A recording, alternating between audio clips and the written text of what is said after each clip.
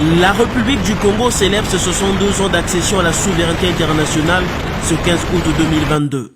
Les festivités liées à cette commémoration ont donné lieu à plusieurs activités non seulement au niveau national mais aussi au niveau continental. Le cas de la journée de plantation d'arbres organisée le 13 août dernier au Mozambique par l'ambassadeur extraordinaire et plénipotentiaire de la République du Congo dans ce pays situé au sud-est de l'Afrique. Pour la circonstance, c'est le tronçon Marikwene Makaneta qui a été choisi pour abriter ce tree planting. Nous sommes ici à Marikwene pour célébrer le 62e anniversaire de la fête d'indépendance de notre pays, la République du Congo. Et à travers la vision de son Excellence, M. Denis Sassou, président de la République du Congo, qui prône la diplomatie environnementale, nous avons voulu marquer le pas ici au Mozambique en organisant cette grande plantation d'arbres avec les communautés, avec le corps diplomatique, pour que les gens comprennent bien que le leadership environnemental de la République du Congo est important et il contribue à la lutte contre le changement climatique partout en Afrique. Le Congo qui entretient de relations séculaires avec le Mozambique qui vient par cet acte de promouvoir la diplomatie environnementale, l'une des alternatives de lutte contre le réchauffement climatique.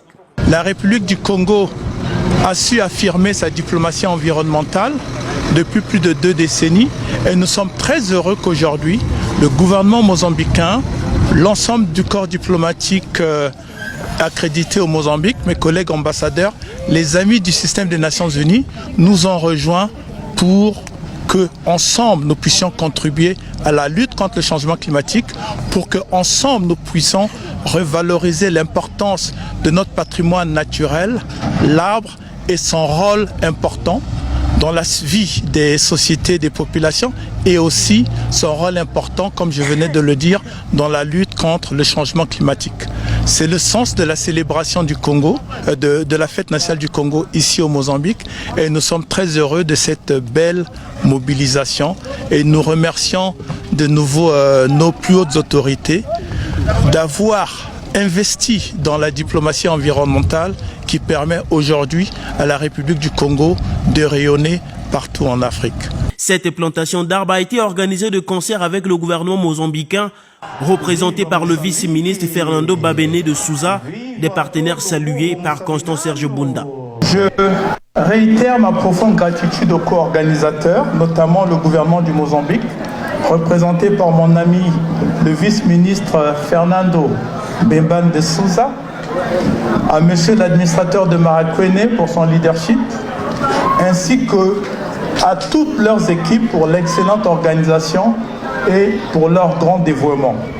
Mes profonds remerciements au nom de la République du Congo à l'ensemble de nos partenaires, de nos invités, en particulier la communauté diplomatique et le groupe des ambassadeurs africains, ainsi que les ambassadeurs représentant les autres régions du monde. Notre contribution commune de ce jour, en plantant plus de 3000 arbres, sera gravée à jamais dans les annales diplomatiques du Mozambique. Probablement, en souvenir de cette action commune, la République du Congo appelle de ses vœux que cette avenue sur laquelle nous avons planté des arbres puisse symboliser l'amitié mozambico-congolaise en souvenir de cette journée glorieuse, en cette terre glorieuse du Mozambique. Merci au leadership environnemental des présidents Philippe Jacinto Nyusi et Denis Sassou Nguesso. Vive l'amitié et la coopération mozambico-congolaise. Je vous remercie. Muito, muito obrigado.